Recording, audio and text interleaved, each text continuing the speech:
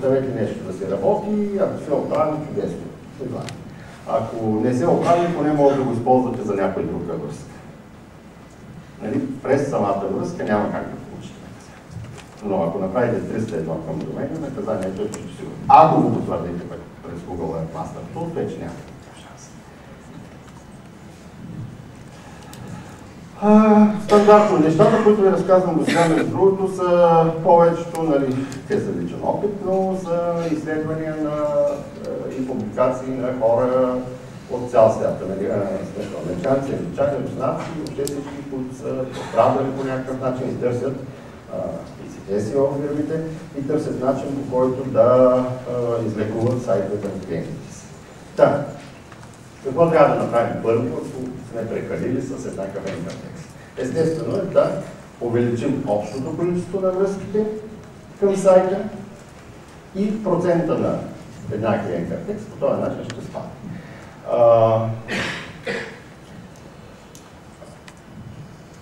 Добрият вариант е тези връзки повечето да бъдат само с бранд или само с домейна. Дал съм пример. И около тях да се използва описателно съдържание, което се търсят ключовите думи. И Google вече, първо започна от Яндекс, сега вече и Google, чете и текстовете около. Така че, ето, например, обяснение защо нямате никаква полза от сайдбар и от футърлинкове. Вече. Преди имаш. Връзки от тематични сайтове. Ако вие наистина успеете да получите връзки от тематични сайтове, дори и вие да коментирате в форуми, в блогове, нали казах, много съдържателни ред.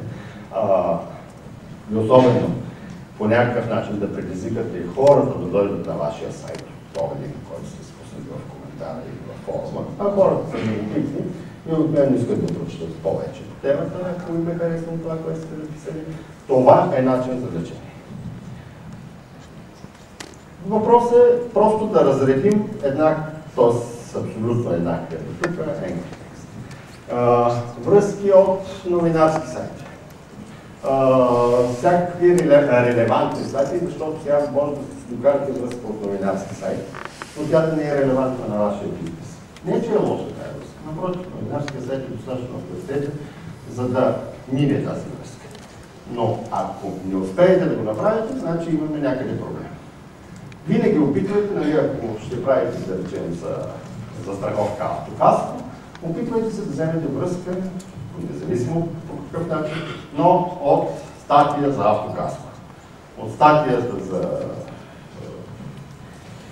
че Манчестър Юнайтед е паднал от не ги помня кои, но се е дофле, от Норич, нали, просто няма да имате полза с автокаско. Google отчита вече и релевантност и ще отчита се повече. Връзки от авторитетни регионални сайти. Говорим регионални, национални. Правителствени, общински, неправителствени организации, браншови, всякакви, стопанска камера, търговска промишлена палата. Всички тези връзки тежат много. Да не говорим, че покрай тях Google разбира, че вие сте реален субект.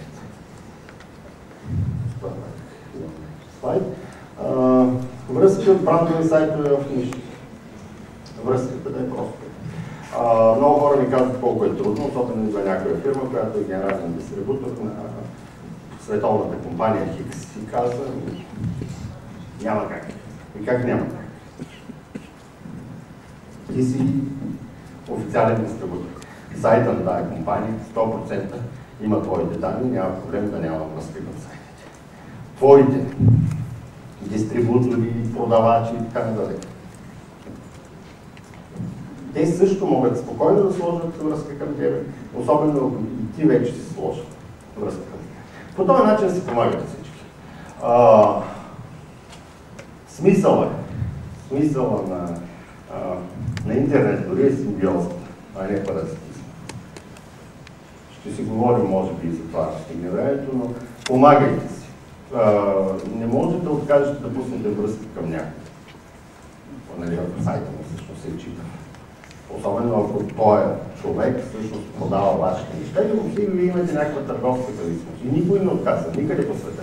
Просто някой трябва да мога да ви дам фрапиращи примери, просто трябва да назовам компании, които не ми се иска в момента. Български са всички.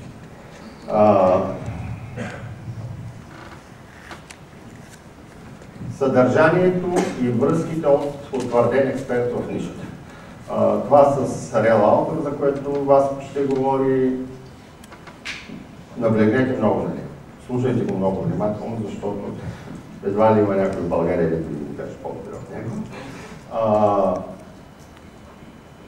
Задължително, за да получите нещо, т.е. каквото и да получите, може да получите 100 писания в жълтата преса, да ви го преведа така. И можете да получите едно писание от CNN. Това да го дам за пример, като ми казват, ама защо, нали, авторите на, т.е. тия ми агрегираха съдържанието, откраднаха ми всичко тези преди мен и така. Естествено, защото са по-авторитетни.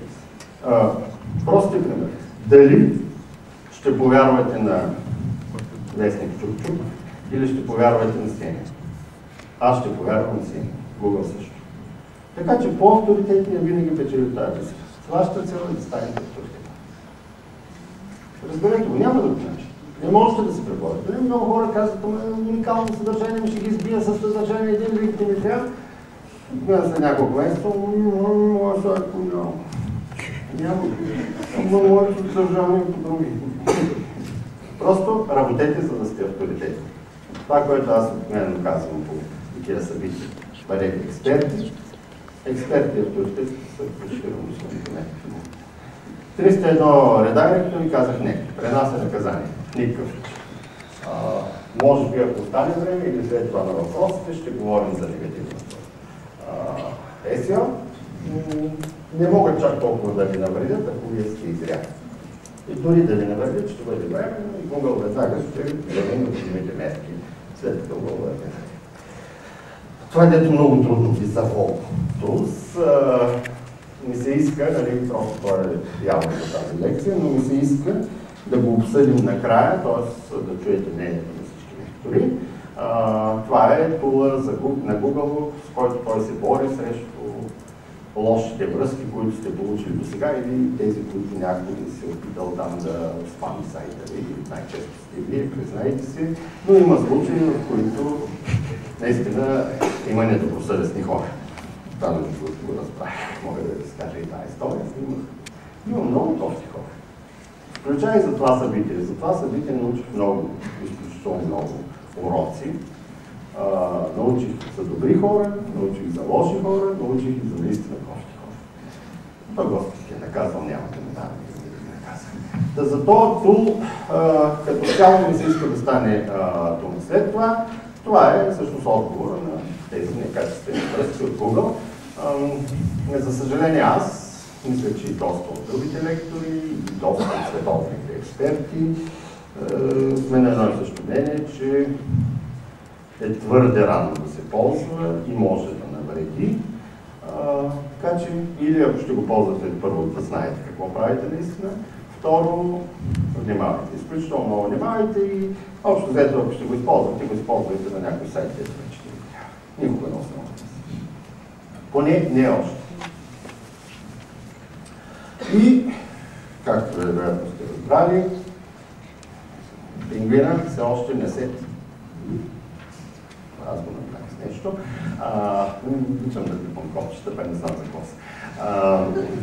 Пингвина все още не се лекува изцяло. Не съм виждал сайт, който да се оправил напълно от пингвин. Малко са сайтове, които са възстановили и 50% от посетителите си. Така че, ако трябва да ви дам съвет, почвайте нов сайт. Не дейте се рязайте. Той не го пренасочвайте, много известна и любима на повечето оптимизатори на долна компания българска пострада просто. Направите точно обратното на това, което трябва. И веднага се получи този резултат. Съжалявам, но няма начин на този етап. Аз поне не съм чувал, че много по въпроса сайт да се оправи от пингвин филтър на 100%. И нищо не ви пречи това, което сме говорили. Винаги просто не дейте да можете само с един сайт. Пуснете още. Пуснете още. Няколко. Имайте винаги влезете. ще потрябват. Общо взето, трябва да инвестирате само в един сайт. Говорим за такива малки корпоративни сайтове и така нататък. Трябва да инвестирате само в един сайт. Дали ще инвестирате в съдържание за един или за два, няма общо никога. В смисъл, парите са един също. Имаше един контакт. И там общо взето направиха някакво такова да посрещат или да изпращат някой към извънземните. Там взеха, че го разрушиха, и ми казаха, ние си имаме второ на другия край на цената и да не покрай него. Тоест, парите, които ще се дадат за едно, стават за две или пъти за повече. Така, след като не можем да си излекуваме сайтовете, нали е хубаво да се вакцинираме. Тоест да пазим сайтовете си по някакъв начин от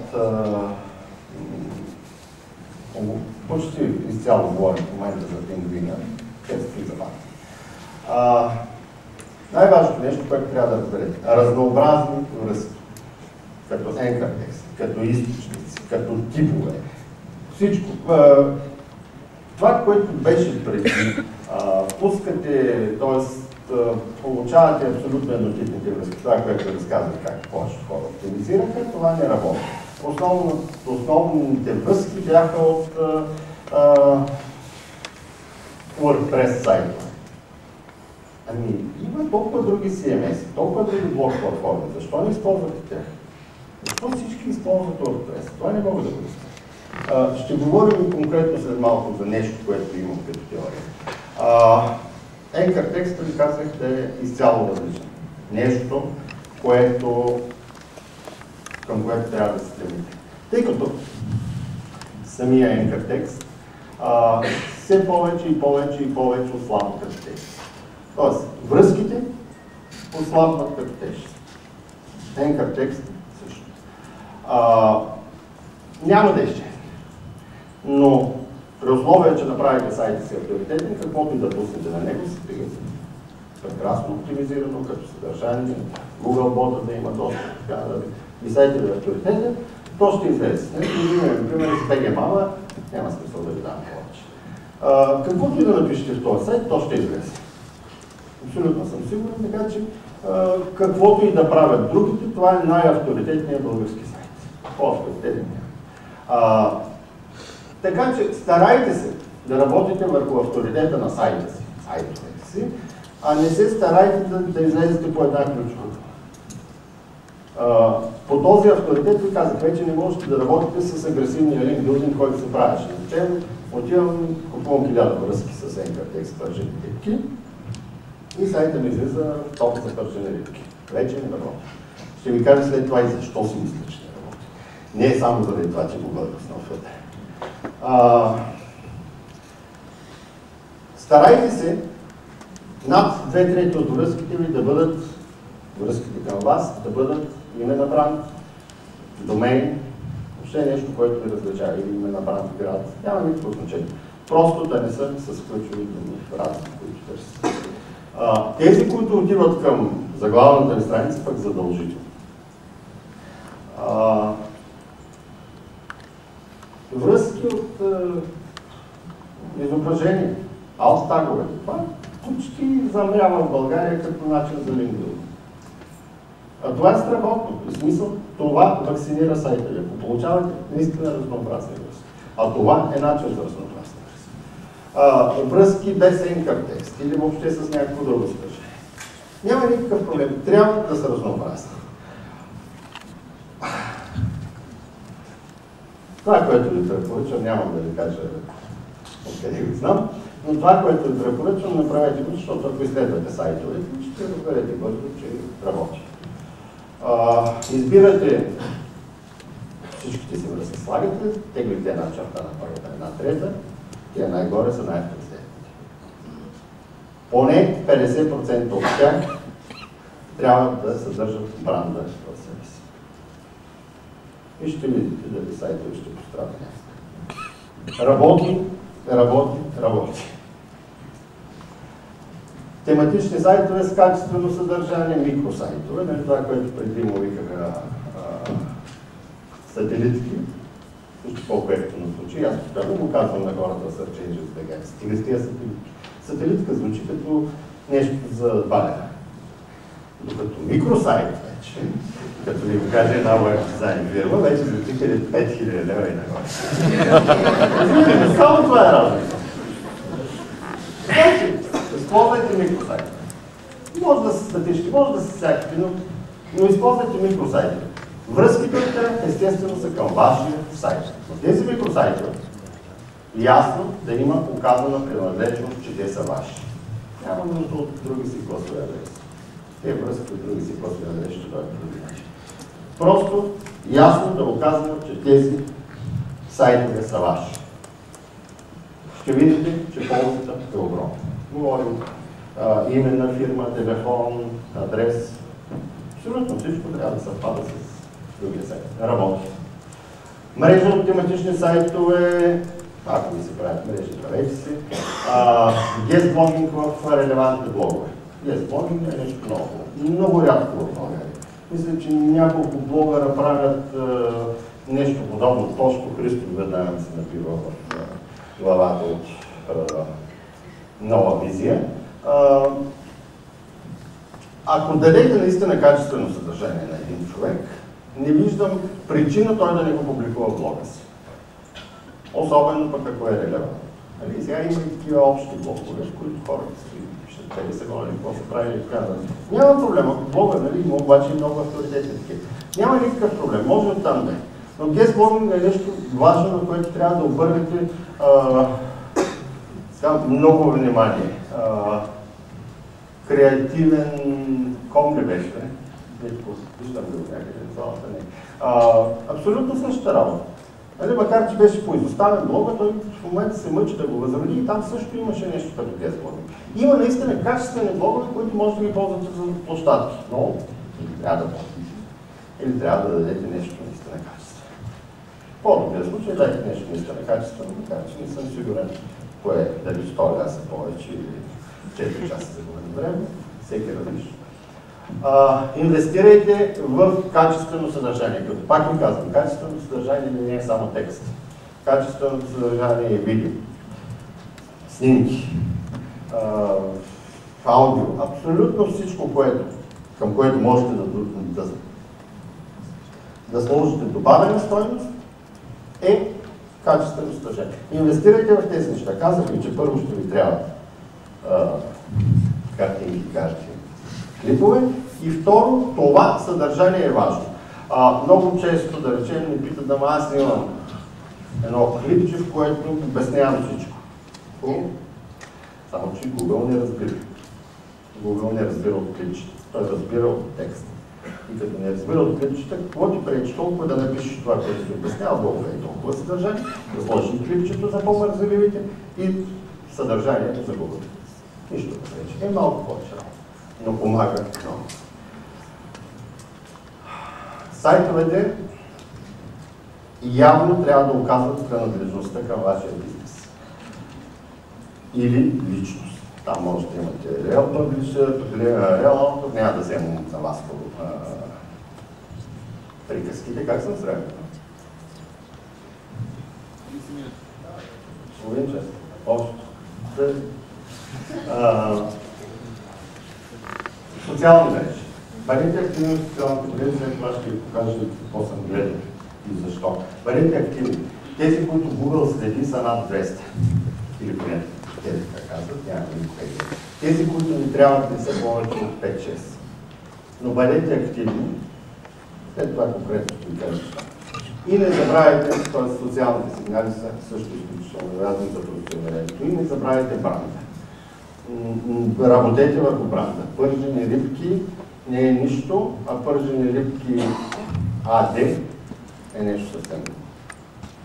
Не е хубав, пример, знам, но имайте предвид, че вие трябва да сте фирма, или да следващия, т.е. Google трябва да ви приеме, че вие не сте виртуални, а сте реални. Именно, никога не си говоря след на курсовете ми за този слайд, именно за това работете върху бранда си. Какво има бранда, което виртуалните бизнеси нямат? Има реални хора, работещи на реален адрес.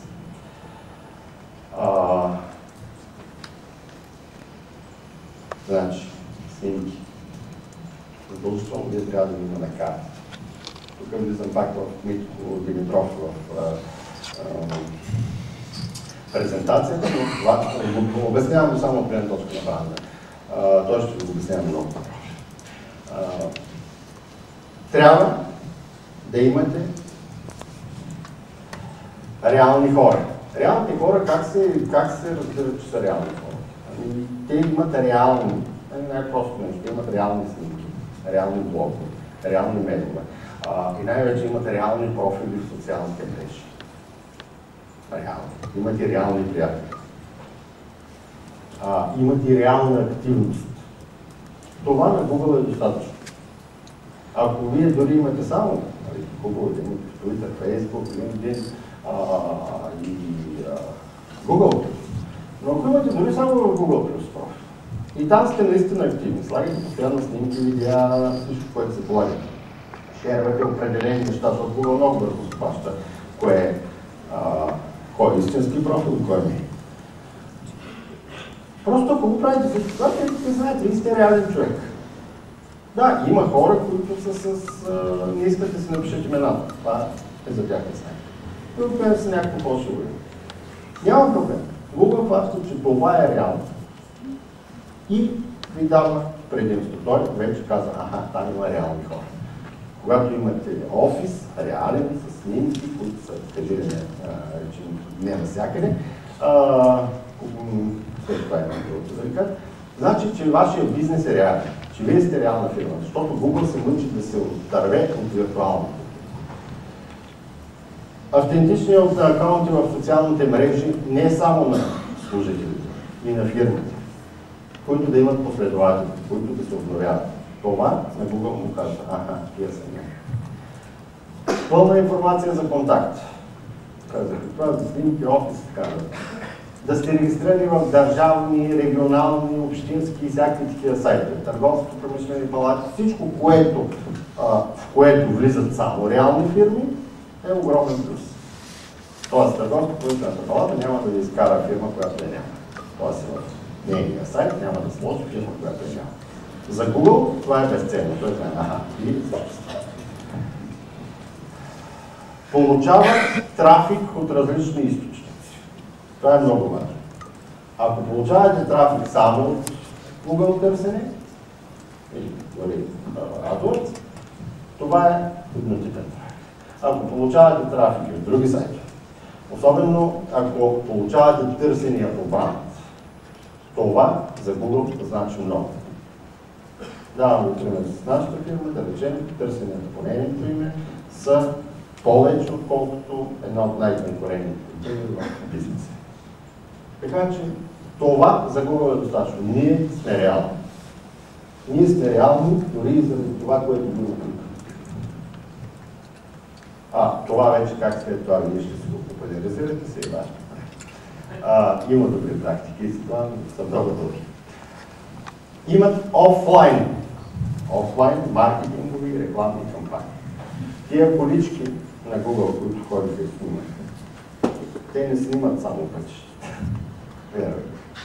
Снимат и много други неща. Има ги по вестниците. Много е лесно. Ние просто трябва да отидете някъде, където са писали за вас, някъде, където има снимка на бранда, логото или знам какво и разпространите по достатъчно ясен начин. Да си сложите Google Local, бизнес профил, Димитров, къде е Димитров? Димитров. Аз пуснам да защо.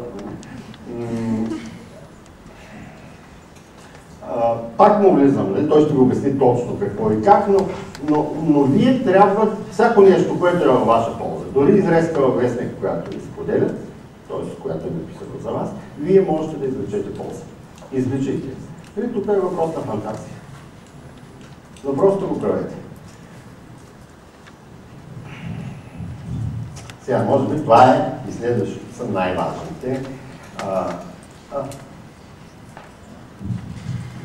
Най-важните неща в тази презентация. Първо, никога не съм ви казвал. Второ, работят. И трето, т.е. една част от презентацията имаше предишни събития, но така и само някои от цифрите са променени за мен. Между другото, за първи път ми се случва, още много говоря по събития, никога през годините не ми се беше случвало да говоря по една и съща тема повече от веднъж. Тази година това ми е третото, това поредно събитие, което говоря за панди и пингвини. При 45% от сайтовете в топ 10, които ги няма, е съвсем нормално да има интерес към това. Как да се предпазвам, как се лекуват. Да, огромен интерес има към това, как да стартираме нов сайт. Преди нямаше проблем. Просто пускате един сайт, осигурявате му малко връзки, то горе качествено съдържание. Ако е IDN с Exact Match, той просто излиташе. Сега вече не е така. В момента, лично аз почти, като кажа почти, т.е. вероятно под 1-2% от всички нови сайтове, които съм видял да стартират, се добират до първа страница. Нали са нещо важно. Изключително трудно стартират нови сайтове. Така че, внимавайте как. Това, което ще ви кажа, вероятно много хора ще преценят, че струва много пари. Не струва. Просто човек като мисли да ни даде на начин. Да, така. Когато има кой да даде парите, естествено, е по-лесно, но можете да го направите по всички начини. Важните неща. Перфектна on-text оптимизация. Ама като ви кажа перфектна, изтървете ли два пъти ключовата дума отгоре, пандата идва, закъсва с вашия сайт и край. Можете да го правите, това значи, че един час е минал. Така, перфектно като количество и качество. Слушахте Любо, аз за съжаление не можах да ви слушам, има обаче запис, ще го слушам на няколко пъти. Изключително, разбирате ли, това, което трябва да направи, съдържание, всички останали неща, подбор на ключови думи и така, просто те са си ясни. Съдържание трябва да е перфектно. Качеството, колкото нали, качеството е ясно, че трябва да е перфектно. Количеството, колкото повече, толкова по-добре. Тук просто няма, не се говори. Стигал ли един абзац? Никога не стига. Ама нямаме как да напишем, защото имаме 100 000 продукта. Колко от тях са най-продавани? Напишем от тях по-толкова. Вижте резултата и ако ви харесва, аз съм сигурен, че не всички ми харесва, защото аз това предлагам на клиентите, които ми кажат, че не може да повече от едно изречение, максимум от един абзац. Направете. Направете го с 100. Не, с 10 го направете. Останете просто не ги пускайте за индексация. Забранете ги за индексация. Направете ги, като направите с 10 и видите резултата, ще ги направите и с 100. Там като видите резултата, ще кажете, че това е най-добрата инвестиция. Така че инвестирайте. Именно това. Колкото повече, толкова повече. Google вече от един абзац не се кефи. On-page, on-site, вас ще ви занимава. Там са много гадни технически неща, просто не знам как ще го изслушате. Той се опитва да го обяснява по възможно най-човешкия начин, но аз все още не съм го разбрал. Интелигентно използване на синоними. Значи в момента използването на синоними, правилните синоними, title и description особено, както и съдържанието, е изключително важно. Особено в англоязичното ЕСО, Лили Грозева. Да, пак е така. Да.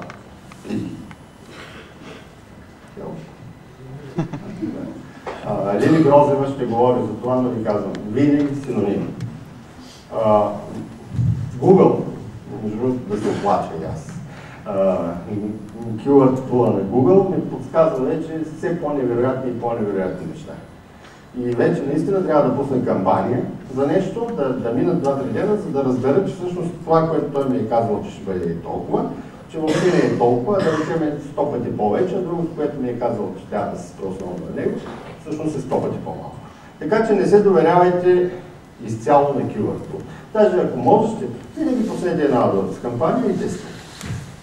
Сега има и страшни AdWords кампании. В момента сме попадали на една такава, дето ако те трябва само с AdWords да работят, не знам колко пари ще излезе.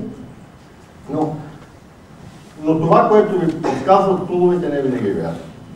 И търсете задължително, защото в случая, който ви говоря, точно синонима всъщност изкара 80% от трафика. Останалите 20 ключови думи, след които основно те изкараха 20%. Така че е ясно. Така за това ще ви говоря разнообразен и описателен. Много е важно. Разнообразен и описателен anchor текст за всички вътрешни връзки в сайта. За външните вече говорим. Тоест имаме част линкове. Пак ще го кажа. Връзките, които сочат към нещо друго вътре в сайта, трябва да са невероятно описателни. Това работи. Доскоро го оценях. Казахме си, че това много връзки. И тези връзки